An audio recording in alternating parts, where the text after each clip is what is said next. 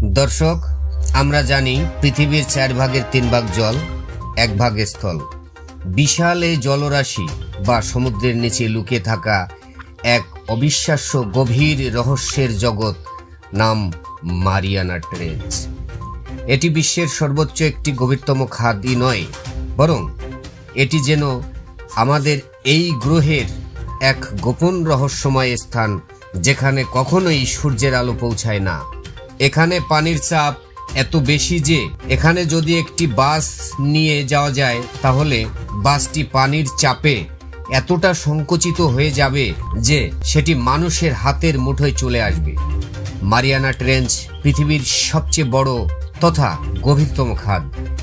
এটি প্রশান্ত মহাসাগরের পশ্চিমাংশে মারিয়ানা দ্বীপপুঞ্জের ঠিক পূর্ব পাশে অবস্থিত।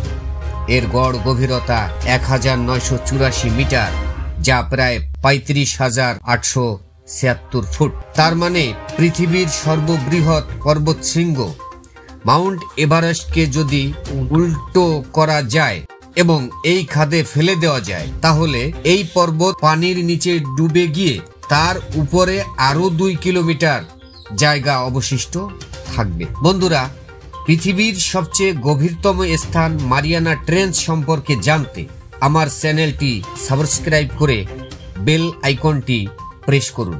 বিস্ময়কর এই মারিয়ানা ট্রেঞ্চকে নিয়ে অনেক গবেষণা পরিচালিত হয়। এই গবেষণায় একটি গুরুত্বপূর্ণ তথ্য উঠে এসেছে, তা হলো পৃথিবীর উপরিভাগ বিশাল বিশাল স্তরে গঠিত হয়েছে।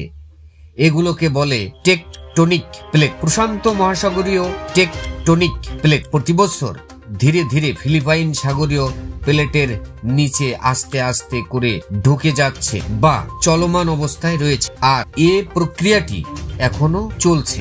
অর্থাৎ এক কথায় বলা যায়, মারিয়ানা ট্রেঞ্চের গভীরতা ক্রমশই আরো বৃদ্ধি পাচ্ছে। মারিয়ানা ট্রেঞ্চের সবচাইতে গভীরতম জায়গার নাম চেঞ্জার দ্বীপ। এটি মারিয়ানা ট্রেঞ্চের একদম দক্ষিণ প্রান্তে অবস্থিত। মারিয়ানা ট্রেঞ্চ বিশ্বের সব থেকে গভীরতম গর্তই নয়, এটি প্রকৃতির বিরল ও বিচিত্র প্রাণীর বাসস্থলও বটে।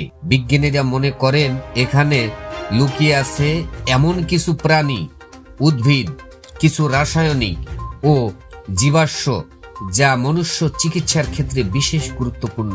মানুষ সরাসরি কোনোভাবেই এই গভীর গর্তে নামতে পারে না। যদি কেউ নামে, তাহলে তার হাড়গোড়, ফুসফুস, সকল অঙ্গ প্রত্যঙ্গ ভেঙে চুরমার হয়ে যাবে। তাই বিশেষভাবে তৈরি সাবমেরিনের মাধ্যমে ওই পানির নিচে যাওয়া যেতে পারে। 1960 সালে মানুষের সর্বপ্রথম সাবমেরিনের মাধ্যমে উক্ত গভীরতায় যাওয়ার প্রয়াস করেন।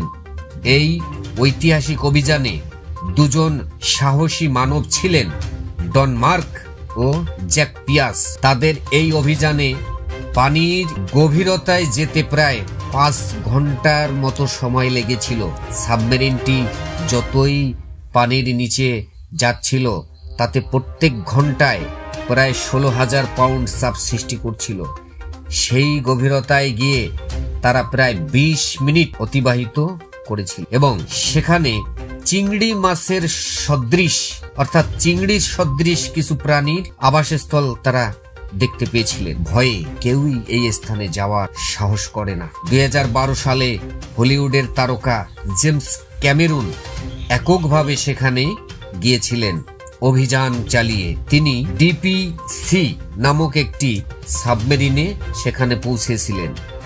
এই অভিনেতা সেখানে গিয়ে প্রায় 3 ঘন্টা অতিবাহিত করেছিলেন।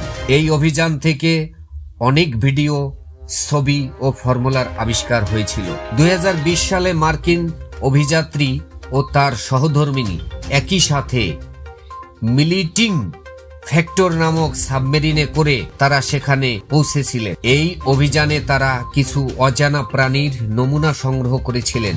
তবে একাধিক অভিযানের পরেও মারিয়ানা ট্রেঞ্চের তথ্য সম্পর্কে আজও অজানা রয়ে গিয়েছে।